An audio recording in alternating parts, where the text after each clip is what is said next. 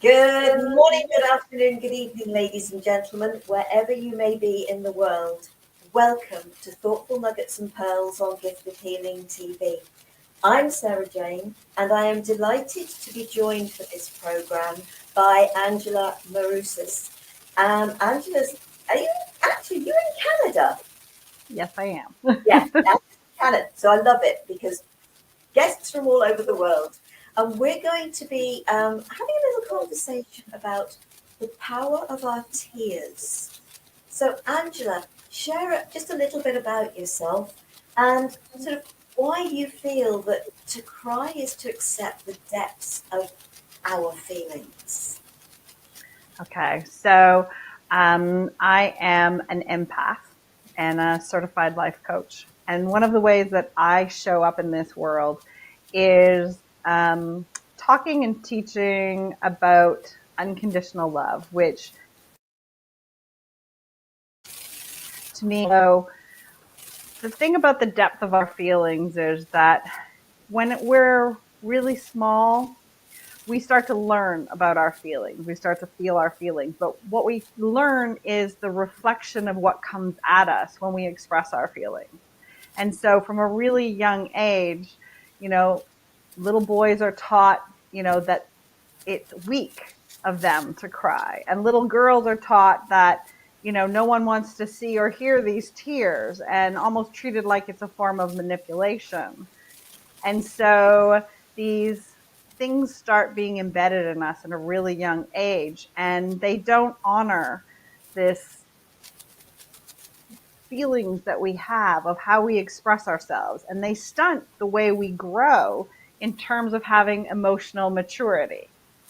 And it becomes a real battle as we get older to peel back the layers of the doubts that were created for us when people wouldn't even acknowledge that it was okay to cry. Pain makes you cry. Joy can make you cry. Laughter.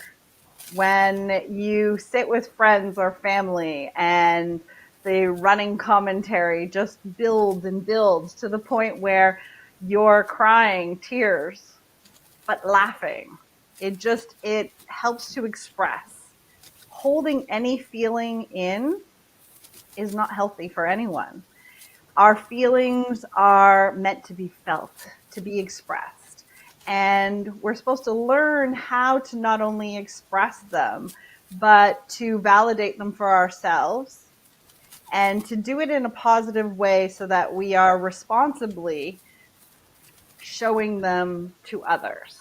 And that can be really stunted by the way in which cultures and society treat children in general and treat all of us still.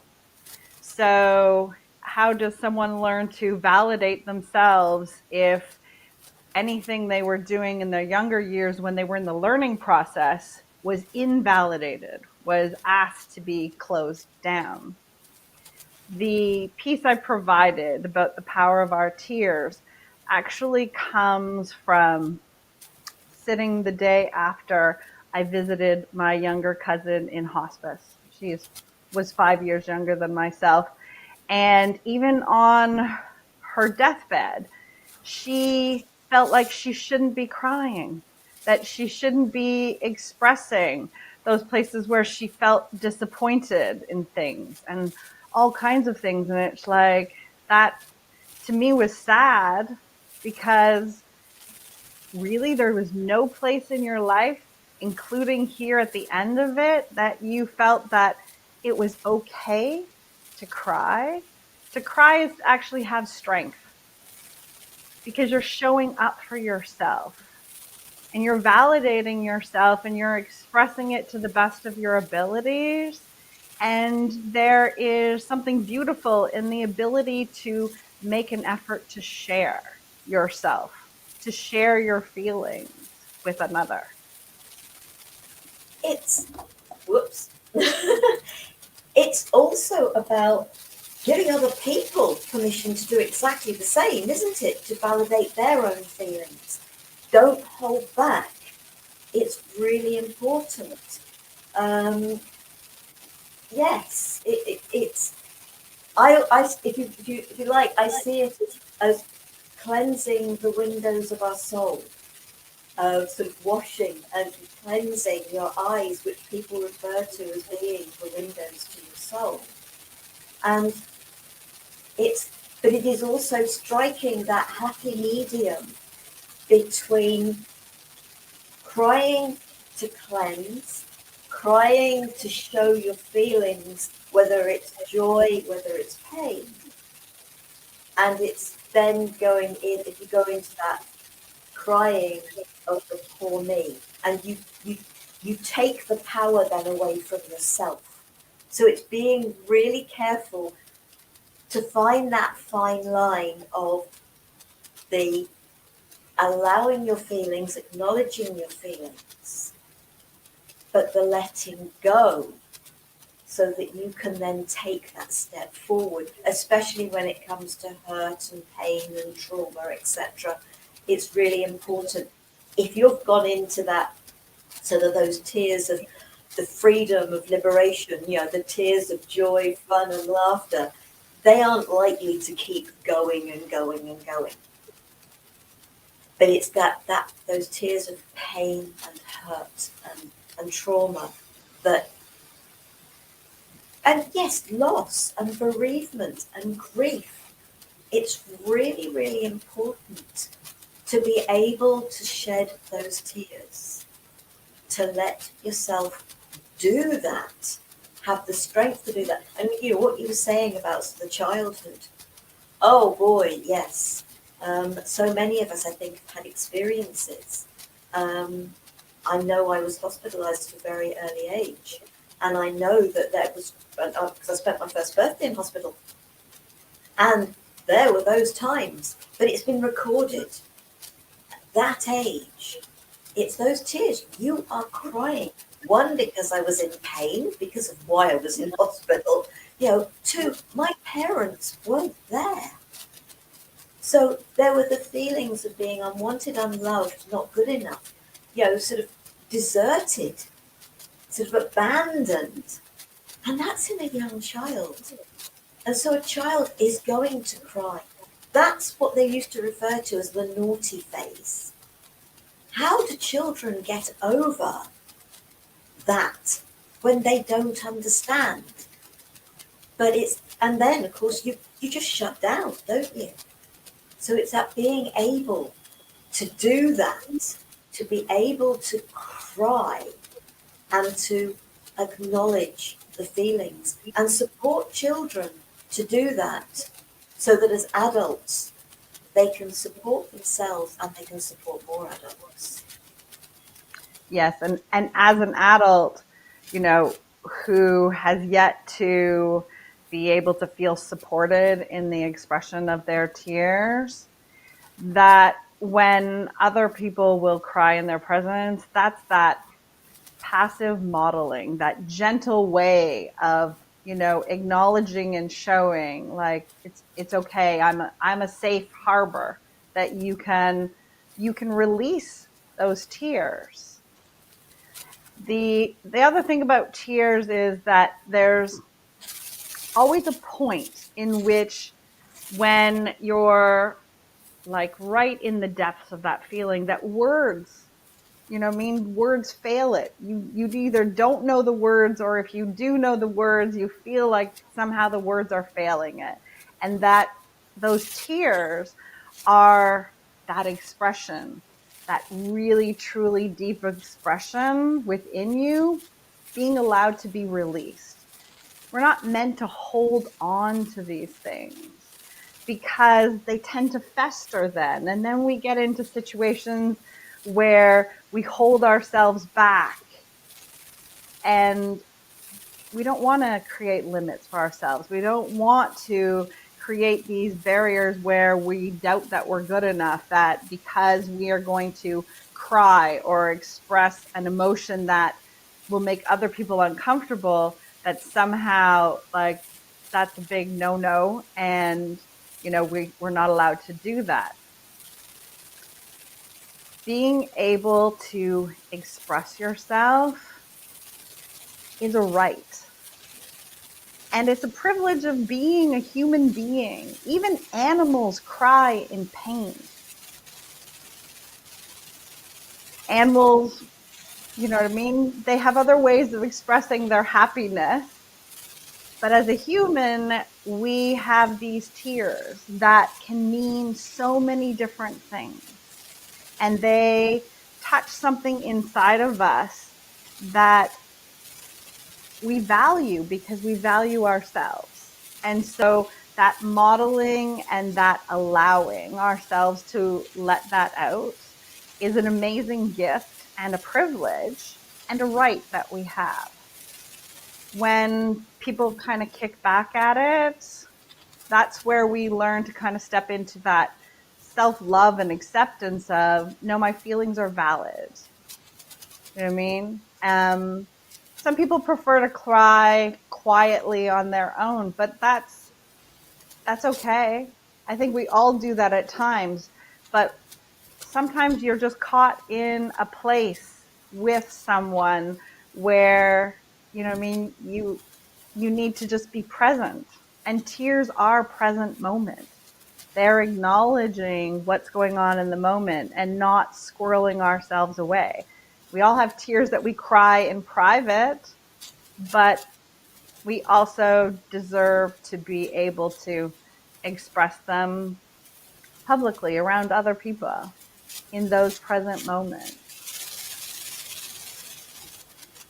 I think it's one of those things. I remember I was actually in this room, and very, very suddenly, there actually didn't bring tears, but there was a huge racking sob that went straight through me. Just a single one. I didn't try to stop it, but I just absolutely got that it was a release. And that's what tears can be about. As you said, it's about acknowledging what it is, the pain, the fear, whatever it is. It's about acknowledging that, acknowledging that you are feeling those feelings. And it's a supportive way of the acknowledging that and supporting it to be allowed to be freed. Yeah, we've used the term letting go. But it's important to be able to do that, to be able to let go. And for that particular occasion, it really was that it was just one racking sob. It didn't bring about tears, but sometimes it's whatever it takes. So your tears can be quite gentle, but your tears can be considerably more if that is the right thing for you. I remember another occasion, and these weren't my tears, but I would, every time I hear a siren, so whether it's, it doesn't matter whether it's police, ambulance, fire, so I just refer to a siren vehicle. I tend to ask for the support of Archangel Michael, the angel of healing, to support, whoever requires the support to go with that. And I was driving along a road close to here, and I heard this siren behind me, and pulled over. An ambulance went past me, and then pulled into a house, literally just beyond where I pulled over. And as I pulled back out and drove past that house, the tears fell. But I knew they weren't mine. Sometimes our tears can be a release for somebody else. If you're in that place of being an empath, if you're attuned to things, and I'd asked Archangel sort of Raphael for his support, and I was used. But that's beautiful. So sometimes you could find yourself shedding tears. You may have a feeling to go with it. Just trust. Allow the tears to fall. I just happened to be in the car on my own. I couldn't have stopped them if I was trying, but I was trying to drive, and I got these tears welling in my eyes at the same time. But it's trusting that there was emotion. There was very, very strong emotion. that somebody probably wasn't able to shed the tears. And you shedding your tears. And then I suppose being able to take that deep breath, it's just like, oh, that was so good to clear that. If you can then help people to have that permission to do the same, you're honouring yourself and supporting them to honour themselves. Yeah, there's a beautiful thoughtfulness energy that comes from the ability to be empathetic to how someone else feels. And what I'm reminded of is a video of a person on Instagram who his strength to be empathetic and to also share with full confidence and trust in himself, his ability to shed tears with another human being. In this particular case, this gentleman was actually talking about a shared moment with his father, who had finally received some hearing aids. So his father could actually hear him, and their conversations were, improved by this. And he was like, the two of us, we cried. He was like, I am not going to apologize for crying with my father at the joy that he could now hear me clearly in our conversations. And that plight of, being kind of abandoned and trapped in this place where he couldn't hear because he needed some assistance, and it took a long time to get the assistance based on, what this gentleman was saying. And I remember I watched that video a couple of times, and it was like that. I really felt an affinity for that soul, because it was like, especially as a masculine, because that, it just seems to almost be beaten into them not to cry, not to be caught crying, not to acknowledge their own tears, to acknowledge that pain, but to kind of bite down and persevere and push through. And even when it's a pleasurable release of, to mean tears of joy, they're asked to choke it back. And what was striking was not only his honesty and his forthrightness, but even the way that he shot his video in like a gym with other men. And this particular gentleman, you could see like he was a strong, healthy, vibrant, powerful man in the world. And it's like, even here amongst my peers, I'm going to tell you, I'm going to tell them, I'm going to tell the world that I wasn't afraid to cry. Not afraid to cry. That's actually a strength. And so that is that wonderful passive modeling that gives people permission to be like, yeah, we can do this. And it does take strength to do it, but we're all capable of it if we're willing to give ourselves that permission, that grace, treat ourselves with reverence, with self-respect, that our feelings matter and we're meant to feel them. And when we feel them, that helps us to release them and not allow things to fester and not get into self-doubts and places where it just starts to feel closed down and lonelier because we just keep piling it in. At some point, it's going to come out. So if we stay in the moment and express it as it goes through in the flow of things, that's better for everyone. Because we've all seen people and we've had our own moments, we hold up our hands where we've let things fester, and then it comes out in almost like a tirade. And it's like, we aren't actually angry or in the moment of that feeling, but suddenly we're pushing it out. You know what I mean? It's like the straw that breaks the camel's back. Someone can say good morning and trigger it, and it's like, that's not even a rational response, but it's like, no, it's from all of that setting ourselves back and locking ourselves in. So I I like to see people make that effort in the present moment to do their best to feel and express their feelings. And expressing feelings doesn't always require words. It requires the action of release. And it's actually beautiful and very loving and kind to themselves and to those of us present with it.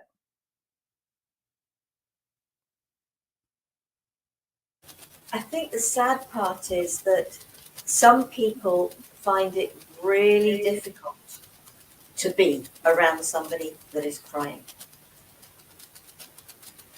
But that's actually their problem. It's not your problem. If you're being kind enough to yourself, I know we're talking about tears here, but it's also, I think, about if there is something, and yes, maybe this is your problem, but if there is something that has really wound you up, something that somebody is doing, yes, as I say, maybe it is your problem, but open up, speak up. And if they are doing it to wind you up and they are succeeding, maybe you should be removing yourself from their vicinity. But it's be true to your feelings, be true. But also, I think it's, yes, allowing the tears, but also being aware and feeling those feelings. What are these feelings trying to tell you? What are they communicating to you? Because they are communicating. It is about the release of those feelings, that energy within you. There's something that has become overwhelming. As we said, it could be in fun and laughter, but it could and of joy and happiness. But it can also be the other side of things. It's every aspect. What are your feelings telling you? What are they? What word? They can't come in words. But as you said, if you don't actually listen to them and you try and bury them, they are going to fester. The way I say see it, I don't see things, but it was just a sense of knowing when I was working with somebody and with Reiki, and I became aware at the solar plexus that is the core of our being, and it's like a well, that everything that we haven't dealt with, we've buried inside it. And that's all those tears that we haven't shed, all those times we haven't spoken up for ourselves, and all those things we haven't understood and we haven't known how to deal with. And this particular person, the lid was off, but oh my God, the state of the inside of this well was horrendous. And I said to them afterwards, and they turned around and they said, no, somebody's dealt with it all for me. And I said, no, they haven't. They've taken the lid off. You've still got it all to deal with. And I suppose I should laugh about it, but it's really a matter of nobody can take this away from you. It is for each and every one of us to deal with these things for ourselves. If you feel that you've got tears coming, let them come. Feel the feelings. It's feel the fear and do it anyway. And that could be the case with the tears, can't it? It could be feel the fear and do it anyway. Because whatever's going on in other people's lives, this is about you. This is about your life. This is about helping clear stuff out of your system so that you don't have those problems long term.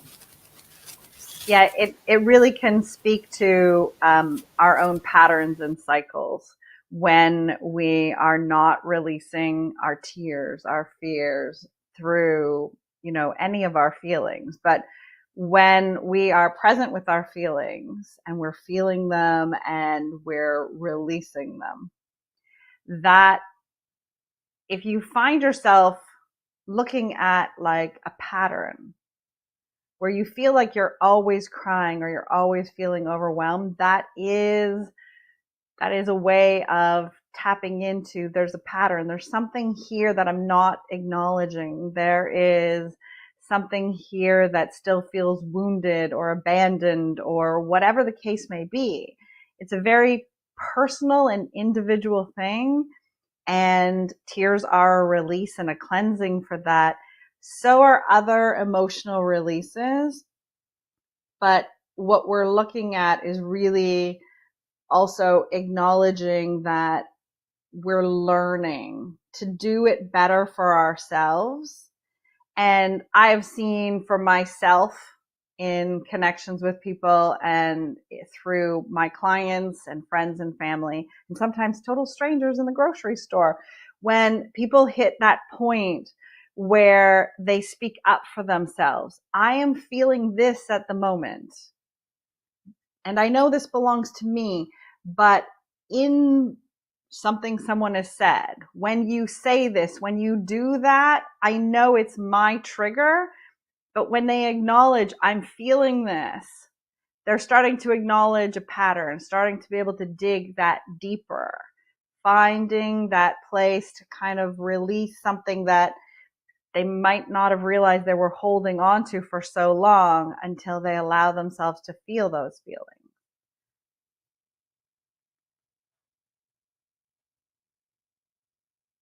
Ah, we're coming close to the end, and it's so important. This, it really is. So, anything finally that you would like to sort of to add before we actually draw this to a close? Yeah. So it does take strength and courage to feel your feelings and to cry, to express those feelings, to honor yourself. But it is absolutely your right. It is a privilege to be in the presence of others who will make those efforts. And sometimes it won't come out the way that we hoped, the way that we planned, but that's the whole thing. It's not about planning. It's about the action of doing, of setting ourselves free, to not put ourselves in these conditions, in these cages, but to allow ourselves to be true to us. And that is something that is not only an investment in ourselves, but it's an investment in every living thing, every connection we make, every place we show up in the world. And yeah, and I thank everyone who is willing to do that, to do their part for themselves, because you help us all do our part for ourselves as well. Oh, thank you so much for sharing with us, Angela. I believe your website is Butterfly Creations. Yes, butterflycreations.ca. So, and I will make sure that's, if you're sort of watching this on sort of YouTube, I'll make sure that that's on the video, sort of underneath the video, so that you can connect with Angela if you choose to. So, Angela, thank you so very much for joining me and for sharing with us. I'm going to say this evening, but it's the morning for you, or the early afternoon, isn't it? So thank you. And it is important that we give ourselves permission to cry, whether that's in front of others, whether that's on our own, but it's just allow yourself to do that. Give yourself the permission, have the courage to do it. The releasing is so very important. So thank you. Next week, we've got today's conversation with you, and the topic is holiness with our guest, Jack Miller. So I hope you'll all join us for that. In the meantime, Angela, thank you so very much. Thank you, folks, for watching. Take care, be safe, stay well. Namaste. Thank you. Bye. Bye. Oh, no, wrong button.